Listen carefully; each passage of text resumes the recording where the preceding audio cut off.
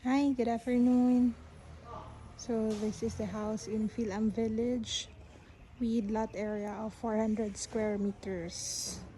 So maano siya sir and going painting and minor repair works. Ani ang ato ang boundary sa ato ang lot. So hindi na siya one carport and going into this carport nasa siya entry. Itong area, pasulod na ay entry padulong sa kitchen, sliding door. So, makita natin na umiya. Dagan siya entry point, tulo ka buok. And this also, man gate, leading to the entrance. Nasa siya plant box here. And pwede pa po makatanong dari or lanay. So, pwede siya dari mag-enter. Ini ang ato ang main door. Ang iyang living area sa house. And pwede sa siya ma-open. So pwede ka maglanay, mag-balcony dito. Para gusto kang luag ang iyang receiving area. Okay? Pwede na siya as is kanina house.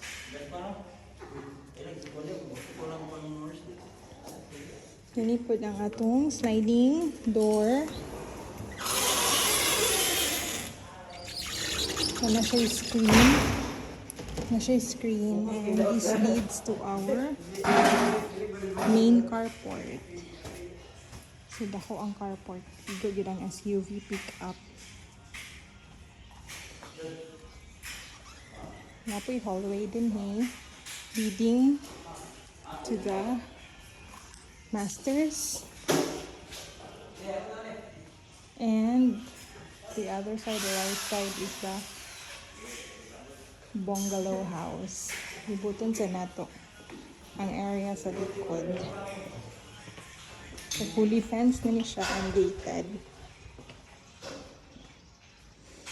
So we also have a dirty kitchen or laundry area here. Nasa lababo, preparation and outlet. So dito na side ang naay entry door padulong sa parking. And another door is padulong sa kitchen. Takan siya entry and exit. So this is the kitchen area. Already with cabinets. Takan siya storage both sa top and sa bottom.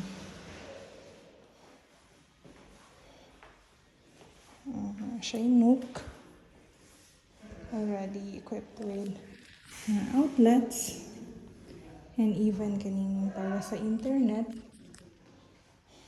Another outlet and another sliding door. Tapos tayo storage diri under the stairs. So this is the kitchen area. What I mean is the dining area. Before na siya table under this kuan chandelier. Masa ni ang ato ang tsura sa atong living area. High ceiling ang ato ang living area. And sa kitchen, okay po din size ang ceiling, but unlike the living, high ceiling yun siya. Padulong lahos taas.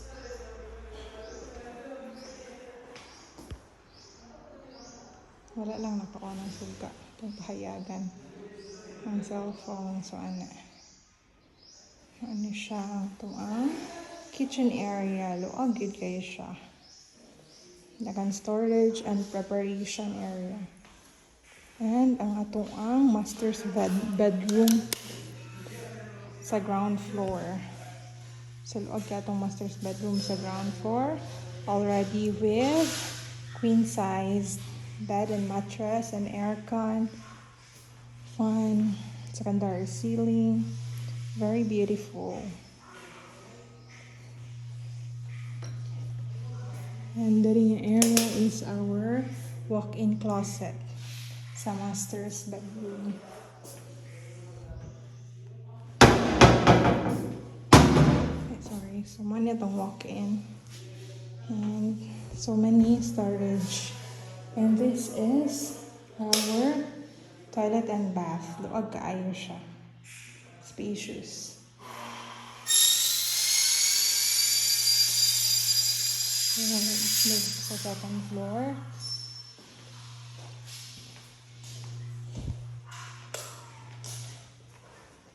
Saka sa taas.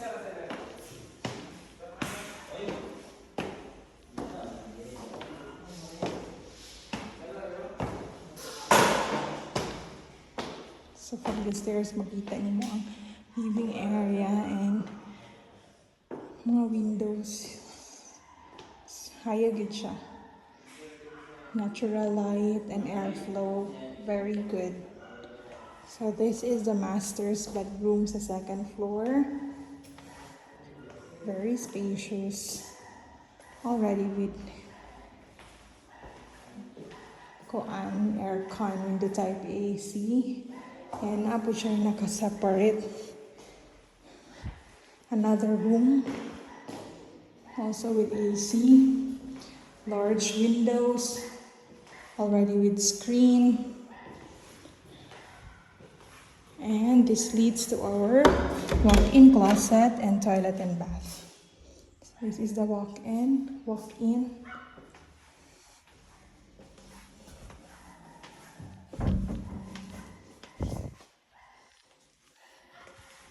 Nag-walk ko in. And this is our toilet and bath. Very spacious.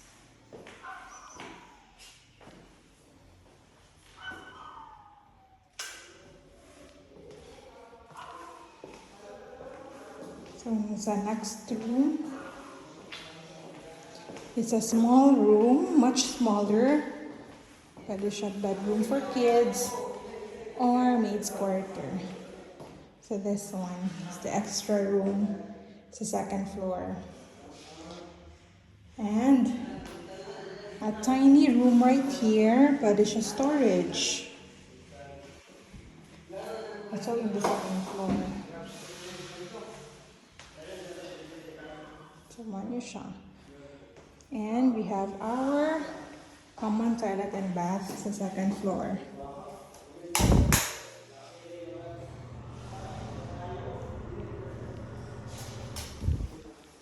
Let's go to the bungalow house.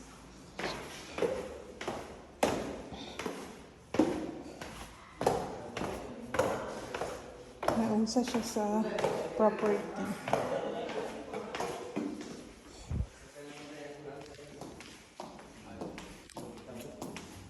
Luwag pagod siya.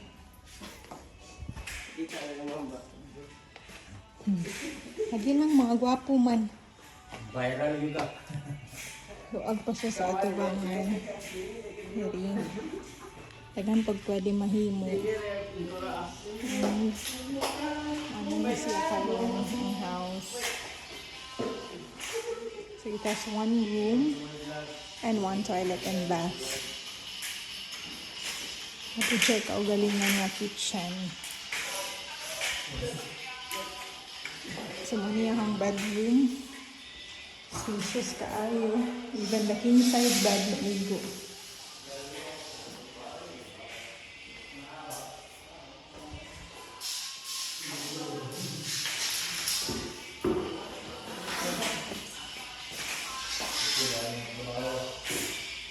High ceiling.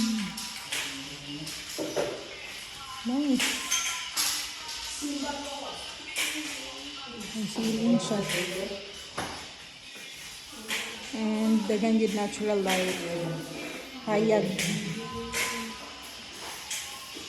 Tapos naasa another door here leading to the toilet and bath. Ayan, toilet and bath.